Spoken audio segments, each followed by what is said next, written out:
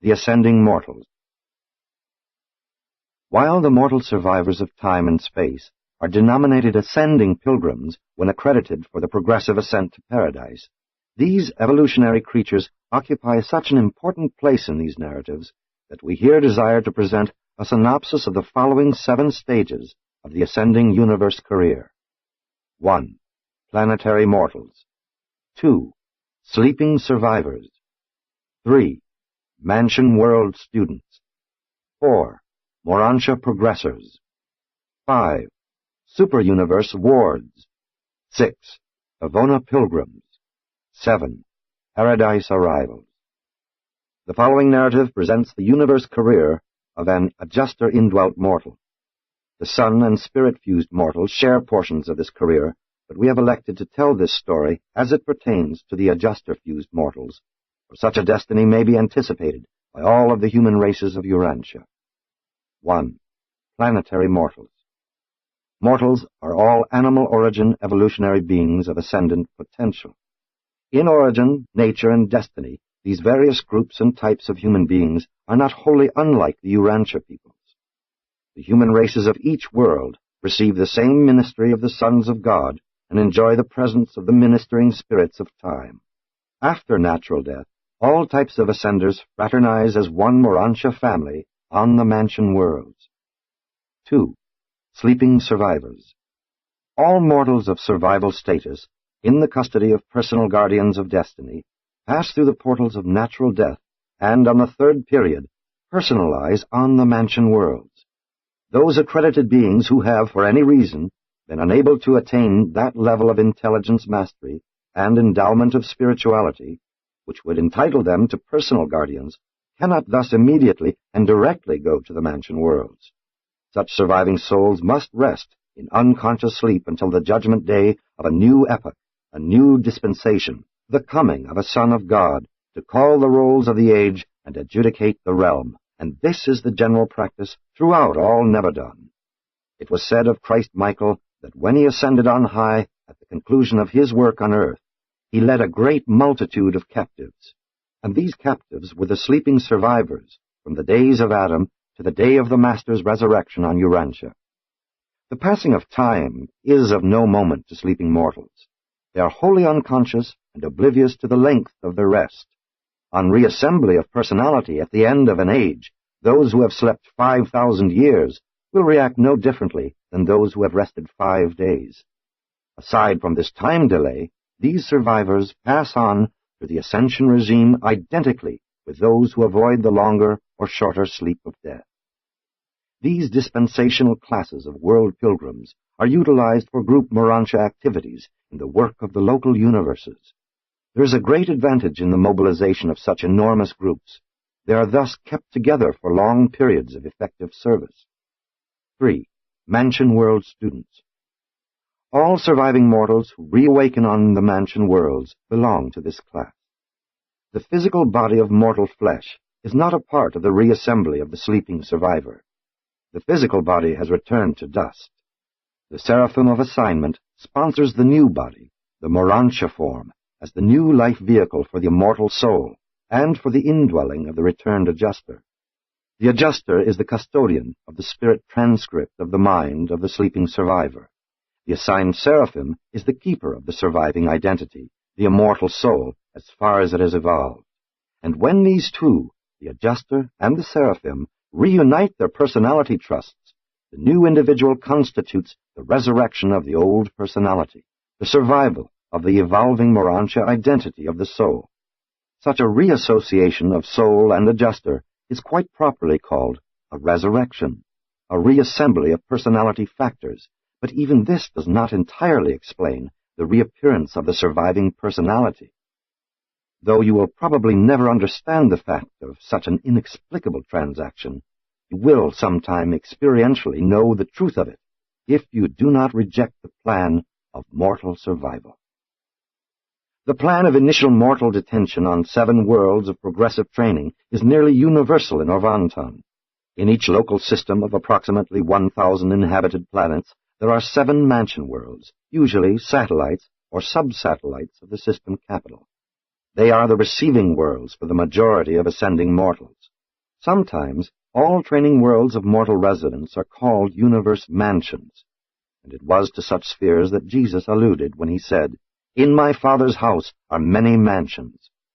From here on, within a given group of spheres like the mansion worlds, ascenders will progress individually from one sphere to another and from one phase of life to another, but they will always advance from one stage of universe study to another in class formation. 4. Urantia progressors. From the mansion worlds on up through the spheres of the system, constellation, and the universe, mortals are classed as Urantia progressors. They are traversing the transition spheres of mortal ascension. As the ascending mortals progress from the lower to the higher of the Urantia worlds, they serve on countless assignments in association with their teachers and in company with their more advanced and senior brethren.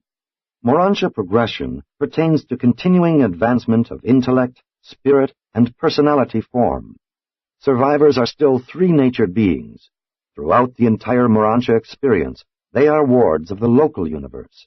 The regime of the super-universe does not function until the spirit career begins.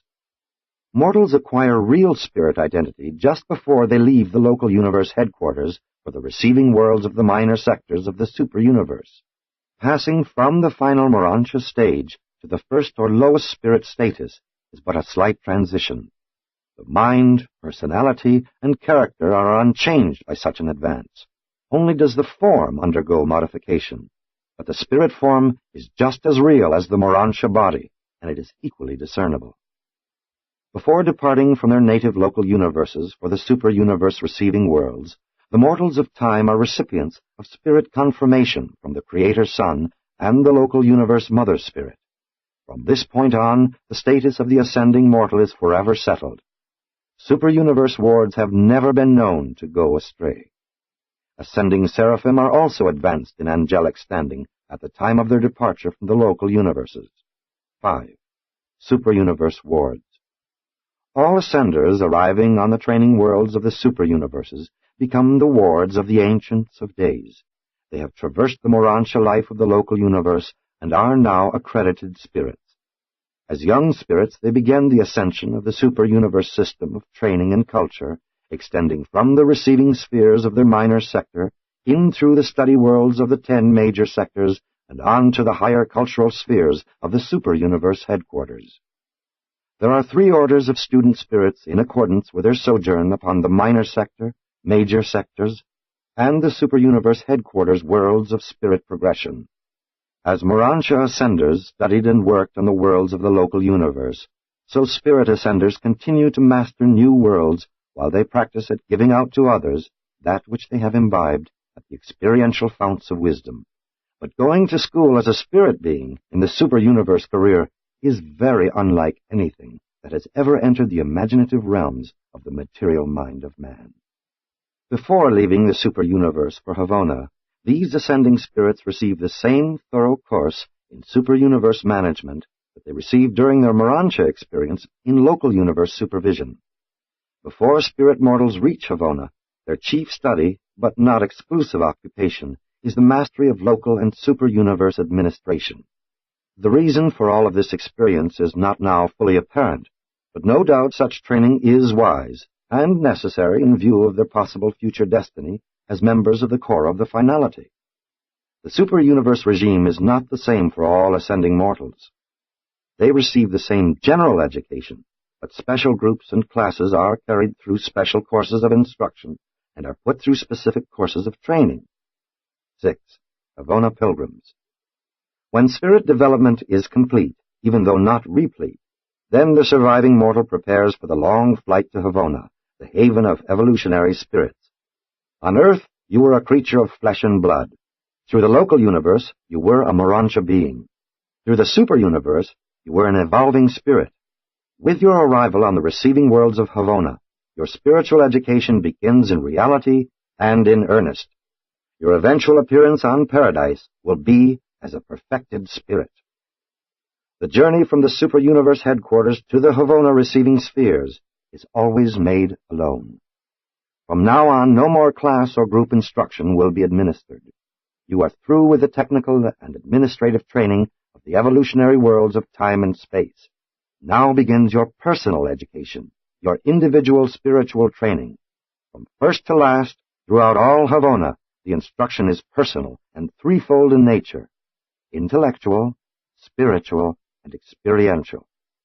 The first act of your Havona career will be to recognize and thank your transports econofim for the long and safe journey. Then you are presented to those beings who will sponsor your early Havona activities. Next, you go to register your arrival and prepare your message of thanksgiving and adoration for dispatch to the Creator Son of your local universe, the Universe Father who made possible your sonship career. This concludes the formalities of the Havona arrival, whereupon you are accorded a long period of leisure for free observation, and this affords opportunity for looking up your friends, fellows, and associates of the long ascension experience. You may also consult the broadcasts to ascertain who of your fellow pilgrims have departed for Havona since the time of your leaving Uversa. The fact of your arrival on the receiving worlds of Havona will be duly transmitted to the headquarters of your local universe and personally conveyed to your seraphic guardian, wherever that seraphim may chance to be. The ascendant mortals have been thoroughly trained in the affairs of the evolutionary worlds of space. Now they begin their long and profitable contact with the created spheres of perfection. What a preparation for some future work is afforded by this combined, unique, and extraordinary experience. But I cannot tell you about Havona. You must see these worlds to appreciate their glory, or to understand their grandeur. 7. Paradise Arrivals. On reaching paradise with residential status, you begin the progressive course in divinity and epsonity. Your residence on paradise signifies that you have found God and that you are to be mustered into the mortal core of the finality.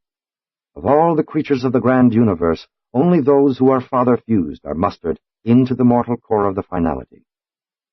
Only such individuals take the finaliter oath.